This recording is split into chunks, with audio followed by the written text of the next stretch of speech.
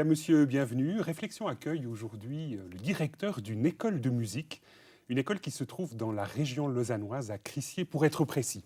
Guy Barblanc, bonjour. Bonjour. Vous êtes à la tête d'une école qui accueille 300 étudiants, 300 élèves. Il y a là une vingtaine de professeurs.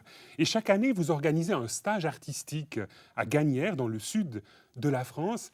Et je vous propose de voir quelques images qui nous permettront un peu de situer ce stage artistique et de voir en quoi il consiste. Alors, quelques images qui ont été tournées sur place par Daniel Anders. Volontiers.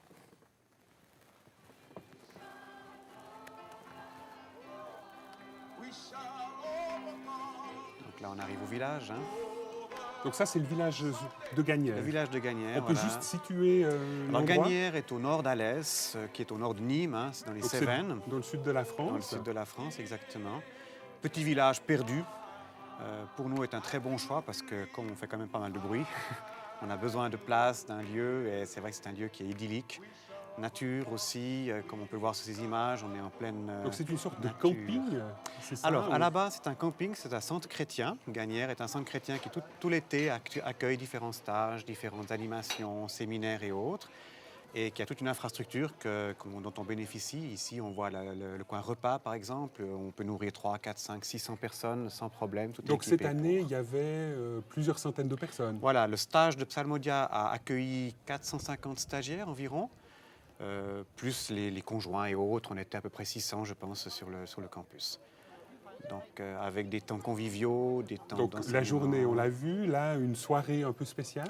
Alors là, on a en fait l'après-soirée, si j'ose le dire ainsi, c'est-à-dire qu'après chaque rencontre du soir où il y avait des concerts, des différents spectacles et autres, on avait l'occasion d'aller au snack, comme on le voit ici, snack où on proposait des boissons, des frites et autres, et généralement aussi des activités musicales, un peu plus informelles, je dirais. Dans un coin, c'est une vieille ferme qui a été entièrement retapée, typique justement cévenole. Comme vous pouvez le voir, il y a une belle ambiance, les gens apprécient beaucoup ces temps-ci de convivialité. Alors cette année, c'était la 4e édition de ce stage. Quelle a été la dominante de cette édition? Alors, c'était la 14e édition de ce stage. D'accord. La dominante, je dirais qu'il y a eu beaucoup d'interactions entre les artistes, entre les animateurs. Donc, c'est vrai que c'est toujours riche de pouvoir se rencontrer entre différents artistes qui ne se connaissent pas toujours, qui ne se rencontrent pas le reste de l'année, qui viennent de différents coins de la France ou de la Suisse ou même de la Belgique. Et c'est vrai que c'était très riche de pouvoir encourager chacun et de pouvoir voir tout ce qui pouvait être interactif entre ces différentes formes artistiques. Alors quand vous parlez d'interaction, ça veut dire quoi? Ça veut dire un guitariste qui joue avec un pianiste? Ça veut dire... Alors oui, ça peut être cela. On a un tout petit peu vu sur les images rapidement là. Par exemple, un pianiste jazz s'est mis avec un saxophoniste et puis ils nous ont animé un petit bout de soirée, une fois en après-soirée. On a donc déjà sur le plan musical, bien sûr, les musiciens, c'est en guillemets facile de les mettre ensemble, bien que c'est intéressant parce qu'on a en même temps des classiques et des jazz et des rock et des blues et qui font des choses ensemble, qui jouent ensemble. Mais on a aussi toute cette interaction entre différentes formes artistiques. Entre danse, on a du hip-hop, on a du mime, on a du théâtre, en plus des musiciens, on a même de la peinture, de la photo, enfin, etc. Et là, cette année, il y a eu des interactions qui vous ont paru particulièrement stimulantes, qui ont ouvert de nouvelles perspectives pour les artistes? Alors oui, moi, il y a une interaction que j'ai beaucoup appréciée, c'était une de nos animatrices qui animait un stage de l'art de la parole, art de réciter des poèmes et autres, et qui a fait en fait du slam. Comme c'est assez à la mode maintenant, et cette dame qui a pourtant à peu près 60 ans s'est vraiment pris au jeu avec un joueur de djembé qui lui a fait du rythme en fonction de ce qu'elle présentait. Et c'était très intéressant de voir l'action entre les deux, entre ces deux styles très différents, quoi.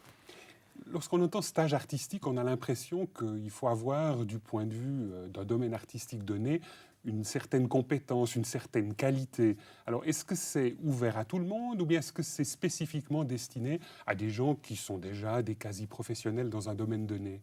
Non, alors pas du tout. C'est vraiment ouvert à tous. On veut le stage artistique de Gagnières, et d'ailleurs Psalmodia, de manière générale, a cette vision-là aussi d'avoir une démarche d'ouverture pour toute personne qui désire découvrir, apprendre ou perfectionner cette forme artistique qu'elle a déjà développée ou qu'elle ne connaît justement pas du tout. Et là, c'est vrai qu'à Gagnières, c'est l'occasion parce que comme on le vit sur 7-8 jours, c'est assez intensif. Les gens peuvent facilement prendre leurs vacances pendant cette période-là. Le lieu s'y prête bien aussi. Et moi, j'ai beaucoup d'amis, je connais beaucoup de personnes qui sont venues vraiment vers moi en me disant « Mais merci, j'ai pu découvrir une forme artistique, j'ai pu faire de la peinture, j'avais jamais touché un pinceau de ma vie, par Et exemple. » c'était l'occasion. Ce stage artistique m'a permis de toucher à la peinture. Voilà, exactement. Et qui après ont continué, ou alors n'ont pas continué, mais ça donnait cette ouverture, je pense. C'était une occasion qui était très riche pour eux. Donc finalement, vous êtes dans une sorte de dynamique d'art pour tous, d'art pour la population en général et pas du tout pour une élite. Voilà, exactement. C'est que nous, on a cette vision, cette dynamique de proposer à chacun de pouvoir vivre quelque chose en tant que personne. On pourra parler d'édification de l'individu, hein, il y aurait des grandes phrases à sortir là, mais simplement que les gens puissent vivre quelque chose, se faire plaisir, se faire du bien, dans un premier temps. Bien sûr, après, ça peut déboucher sur quelque chose d'extérieur, sur une prestation, dans l'église ou hors de l'église, ça c'est sûr. Mais je pense qu'au départ, on doit pouvoir trouver cette dimension-là, avoir ce privilège, parce que chacun devrait pouvoir toucher une forme artistique, et je suis convaincu que chacun a en soi quelque chose d'artistique. Parfois, il ne le sait pas. Parfois, tout à coup, il le découvre, entre autres, justement, dans des stages comme Gagnère, et tout à coup, il découvre quelque chose de formidable qu'après, il a envie de développer pour aller plus loin. Alors, on retrouve un instant de plaisir qui a marqué, je crois, l'une des soirées de Gagnère. Bonjour tout le monde.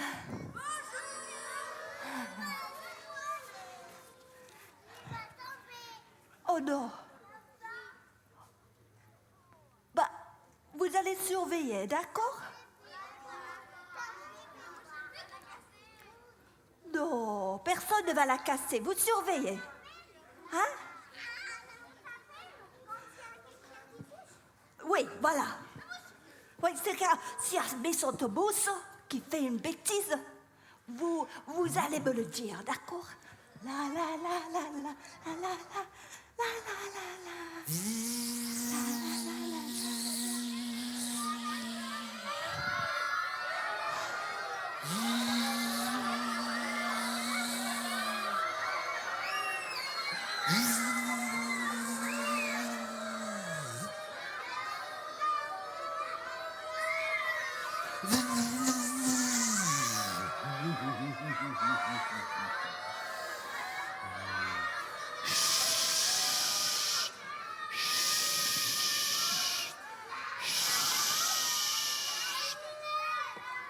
J'ai dit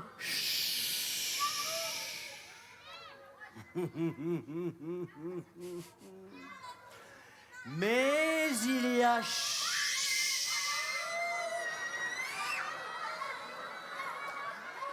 mais il y a aussi un temps pour détruire. Chut.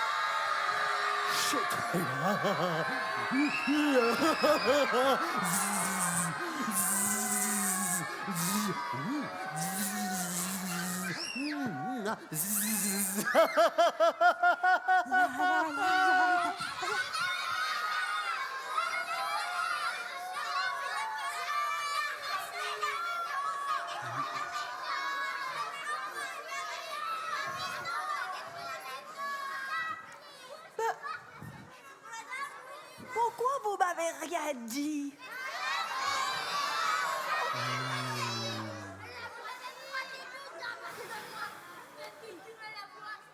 Écoutez. Je crois qu'il y a un temps pour pleurer.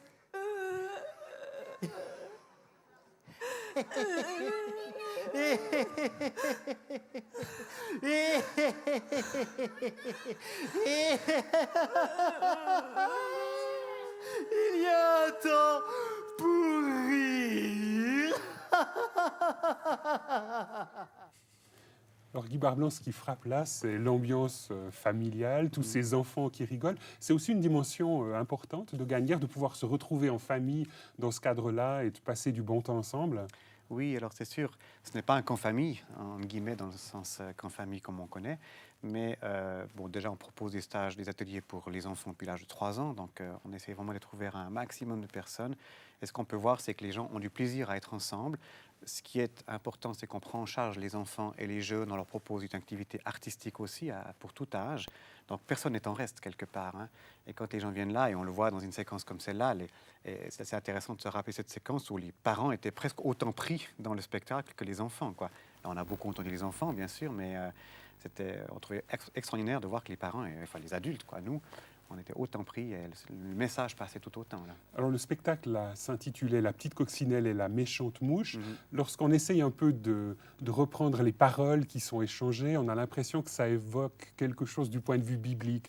Donc il y a une dimension chrétienne derrière cette mouche et derrière cette petite coccinelle. Voilà, exactement. Donc ils reprennent le passage biblique, il y a un temps pour, on connaît bien, et ils développent tout le long du spectacle justement les différentes dimensions, les différentes... Bon, on a vu ici pleurer, rire, se lamenter, détruire, construire. Et ils construisent en fait, c'est un spectacle qui dure presque 3/4 d'heure, si je me souviens bien, où au fur et à mesure on avance dans une dimension avec toujours ce rapport avec la parole de Dieu, comme c'est le cas d'ailleurs pour l'ensemble du stage. Donc là, pour bien comprendre ce que vous faites, à la fois dans le cadre des écoles Psalmodia, mais aussi dans le cadre de ce stage artistique à Gagnères, cette dimension chrétienne est importante, elle est associée au développement de l'art de chacun.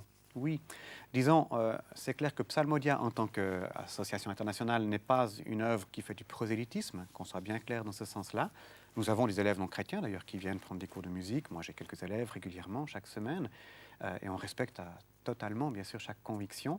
Mais en même temps, on propose des outils, je pense, pour les personnes qui désirent, soit pour soi-même, soit pour justement développer une forme de... soit dans l'église, de pouvoir apporter quelque chose à leur paroisse respective ou pour l'évangélisation ou autre, des outils qui permettent en fait de pouvoir s'exprimer artistiquement parlant, de pouvoir vivre quelque chose sur un plan artistique avec des moyens artistiques de différentes manières, hein, musique, etc., quoi. Donc là, vous avez un but d'essayer de dynamiser la dynamique artistique au sein des églises. Alors oui, on espère qu'on y contribue. C'est pas toujours facile, bien sûr, hein. L'église, chaque église déjà a son identité, sa caractéristique, sa manière de vivre, chaque paroisse que nous on veut respecter à 100%, que ce soit des paroisses catholiques, protestantes, évangéliques. Et c'est vrai que dans ce sens-là, on va essayer d'encourager l'individu dans sa paroisse à pouvoir apporter quelque chose. On va essayer d'encourager les pasteurs aussi, les groupes de louanges, les musiciens et autres à pouvoir enrichir, à pouvoir étoffer, à pouvoir diversifier ce que j'appellerais la vie de prière, la vie de louange d'une église. Alors, durant ce stage estival à Gagnères, il y avait aussi l'une des grandes pointures de la musique gospel francophone, l'artiste français d'origine congolaise Marcel Bungu, et il animait un atelier autour de la musique gospel, justement. Voilà. And I know, yes I know, do you know my brother, do you know my son, my children, my daughter, do you know my sister? He watches all the time, tout le temps, à chaque heure, à chaque instant, même quand tu dors, quand tu te lèves, quand tu es mal, il est toujours là, son regard fixé sur toi. You know, arrêtez, je voulais vous dire pourquoi je chante. Je chante parce que je suis heureux.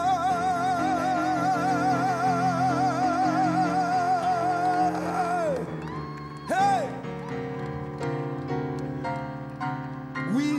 Oui, je chante. Je veux chanter toute ma vie parce que je suis libre en Jésus-Christ qui m'a libéré. Alors Guy Barblon, on a là une confession de foi tout à fait extraordinaire. Qu'est-ce que ça vous fait de voir Marcel Bungu improviser comme ça et dire sa joie d'appartenir au Christ ? Alors c'est très touchant, hein, c'est très profond. Alors je connais Marcel depuis pas mal d'années et c'est un homme qui nous a beaucoup apporté par son art déjà bien sûr, par sa voix, par toute son expérience dans le gospel.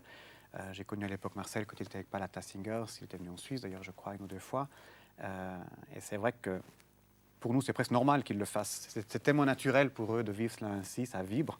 Mais en même temps, on sent qu'il y a quelque chose de très profond de ces tripes qui sort là. Et moi, j'aimerais que ça puisse nous encourager aussi, chacun, bien sûr. On n'a pas tous le don de Marcel, on n'a pas tous la même voix que Marcel, mais de pouvoir vivre cela aussi, personnellement, dans notre manière d'exprimer avec ce qu'on a comme moyen artistique. Alors, ce qui est intéressant, là, c'est qu'on retrouve une dimension que vous aimez promouvoir dans le cadre de vos écoles, c'est la dimension d'improvisation. Et pourquoi est-ce que vous êtes si attaché à cette dynamique-là, que chaque artiste, en tout cas musicien, puisse entrer dans cette dynamique, d'être à même d'improviser, de pouvoir se mettre au piano, de pouvoir se mettre à la flûte et de se lancer comme cela dans une dynamique d'improvisation? Alors bien sûr, si on a des moyens techniques, si on a appris nos gammes, parce qu'il faut savoir ces gammes, Il faut quand même avoir quelques compétences pour se lancer dans une improvisation. C'est pas si évident que ça. C'est pas si facile que ça. Et on croit souvent que les jazzmen, quand ils improvisent, ou bien Marcel, quand il vient de chanter, comme on l'a vu là, il fait un peu ce qu'il veut, quoi. Mais c'est pas du tout ça. C'est réfléchi, c'est pensé. Il y a tout un bagage, un arrière-plan qui permet de pouvoir faire ces improvisations. Et ces improvisations, vous les utilisez aussi pour parler à Dieu? Alors oui, pour moi personnellement, c'est un de mes meilleurs moyens que j'apprécie, c'est mes temps que je vis d'intimité avec Dieu. Chacun les vit différemment, mais moi je me mets souvent au piano et puis je prends un chant que je connais, un chant de louange, quelquefois des vieux cantiques, ça dépend tout, des détails du moment.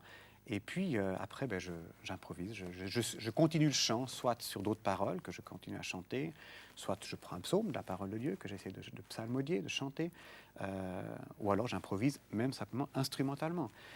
Je crois que aussi Dieu nous donne ces éléments-là. Il nous a créés avec des sens pour qu'on puisse avoir des émotions, qu'il se passe quelque chose. Et dans la musique, en tout cas en tant que musicien, et je sais que dans mes collègues, danseurs ou peintres et autres, ils vivent la même chose avec leur art. Donc finalement, leur art est une sorte de prière, de louange qu'ils adresseraient à Dieu. Voilà.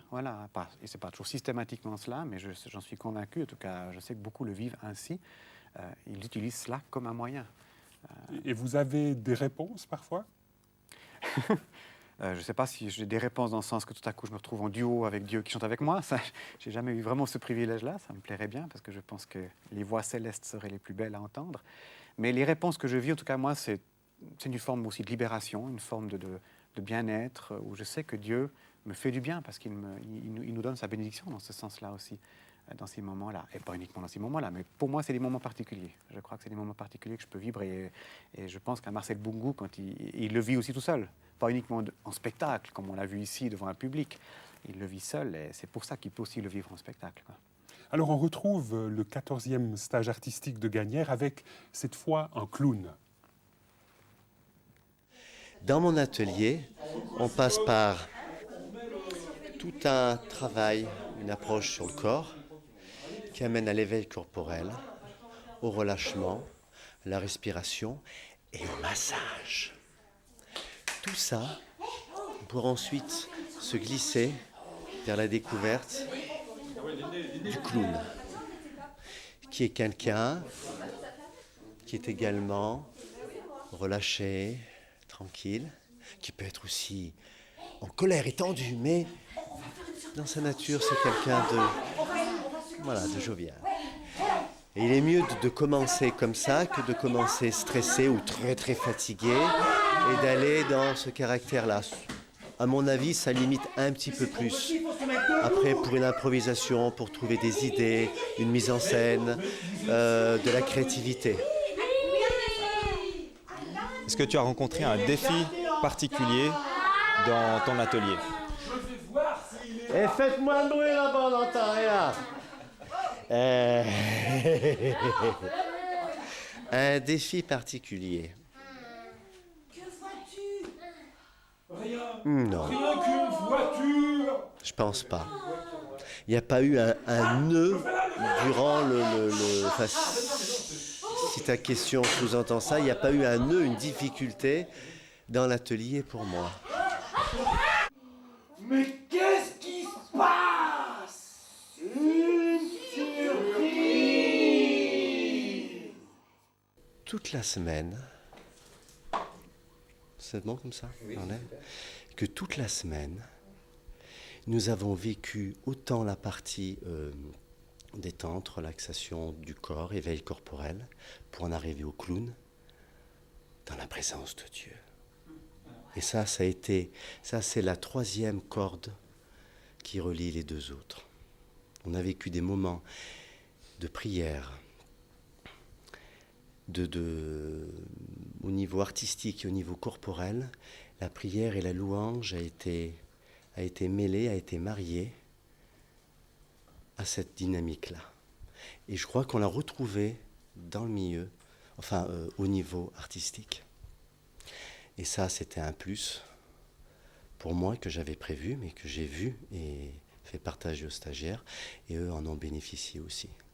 Et ça, c'est important. Dieu parmi nous, dans le clown.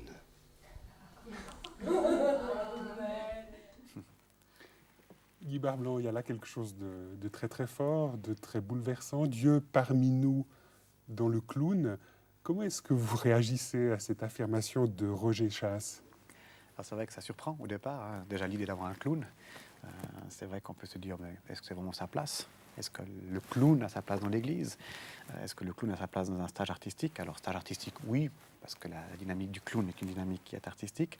Dans la place dans l'église, moi, je crois que oui, parce que ça amène une autre manière d'entendre le message. Et Roger est un homme aussi très expressif, on l'a vu sur scène dans La Mouche, hein, qui sait amener des choses très profondes par le biais du rire, quelque part, par le biais de la clownerie, qui est pas simplement... On pense souvent que le clown, c'est quelque chose d'un peu superficiel, et on a pas mal d'exemples de clowns dans le monde aussi, où on se rend compte que c'est extrêmement profond. Il y a quelque chose de vraiment très profond qui ressort au travers de la mimique, au travers de la gestuelle, au travers des mimiques du visage et autres, que le clown peut apporter. Alors, ce qui frappe là, c'est qu'il intègre vraiment la totalité de la dimension humaine, à la fois le corps, la respiration, la parole, puis en même temps aussi cette dimension d'ouverture à la transcendance, de spiritualité.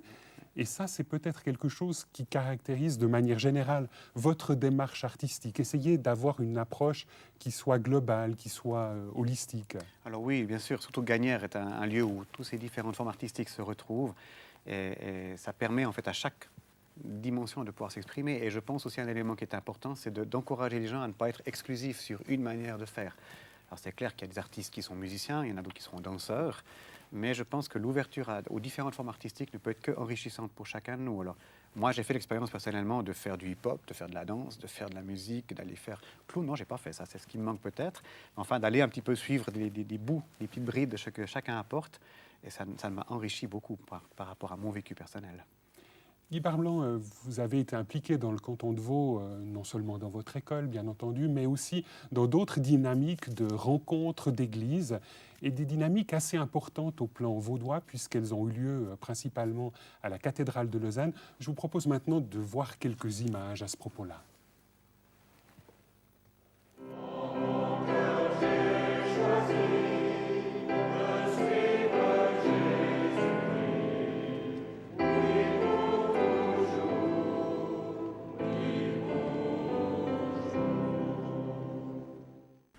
J'ai cru, c'est pourquoi j'ai parlé. Voilà une belle relation de cause à effet, et peu importe les circonstances. Un Iranien, un homme de 50 ans, Hamid Pourmand, colonel à l'armée, a cru, a parlé. Pourtant, il s'est fait arrêter parce qu'on lui a reproché d'avoir tué sa foi. En effet, il n'est pas permis dans l'armée iranienne d'être officier et chrétien. Alors, on l'a rayé des cadres de l'armée et il a été condamné à 3 ans de prison. Lui, qui était un ancien musulman converti en 1979 à la foi chrétienne, a donc été condamné en 2004 et libéré déjà l'année passée au mois de juillet, après une vingtaine de mois de prison. Libéré pour bonne conduite, mais libéré à une condition, c'est qu'après sa libération, il ne retourne plus à l'Église. Sans cela, il retournerait en prison. Un de ses fils, Pourman, avait dit « Ne dis jamais à Dieu, j'ai de gros problèmes, mais plutôt dis à tes problèmes, j'ai un grand Dieu. » Pourman était en plein problème. Qu'aurions-nous fait à sa place? Alors Guy Barblanc, on vient de voir là une célébration de la parole à la cathédrale de Lausanne. Il y avait Pierre Chance de Portes Ouvertes. Vous-même, vous êtes impliqué aussi dans ces grandes célébrations qui ont lieu régulièrement à la cathédrale de Lausanne. Tout à fait, oui. Donc nous avons eu 3, 4, 5, 6 grandes célébrations depuis l'an 2000 à peu près, qui sont des grandes célébrations qui sont alors vraiment de caractère œcuménique, organisées par les grandes familles chrétiennes du canton de Vaud. Donc le CECCV, dont je fais partie, le Conseil des églises chrétiennes dans le canton de Vaud, compte environ 19 familles. Donc 19 familles d'églises. Et dans ce cadre-là, qu'est-ce que vous y faites? Alors moi j'ai essentiellement un rôle, je dirais, de directeur artistique. Bon, dans le cadre du Conseil des églises, j'ai un rôle plus large, bien sûr. J'en suis le vice-président, avec donc une équipe de travail qui se rassemble régulièrement. Et nous mettons sur pied, entre autres, ces grandes célébrations. Nous faisons aussi des séminaires, des temps de réflexion, des temps de partage. On va prochainement avoir sur le thème de la guérison, par exemple, avoir une journée de partage avec, entre autres, l'aumônerie du CHUV.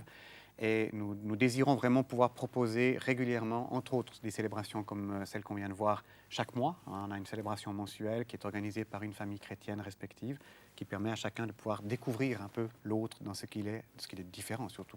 Et finalement, dans ce cadre-là aussi, vous apportez vos compétences artistiques. Alors oui, moi je jouis, j'ai envie de dire, parce qu'il y a tellement de richesses. J'apporte et je reçois beaucoup, bien sûr, étant donné qu'on collabore avec des églises très différentes, chacune les unes des autres, que ce soit orthodoxe, que ce soit catholique, réformé, évangélique.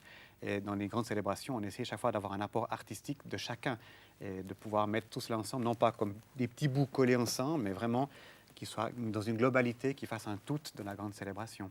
Guy Barblanc, merci beaucoup d'avoir accepté de venir partager votre engagement dans votre école Psalmodia à Crissey, puis en même temps aussi dans le cadre de ces grandes célébrations qui ont lieu à la cathédrale de Lausanne. Madame, Monsieur, merci d'être restés en notre compagnie. Au revoir et à bientôt.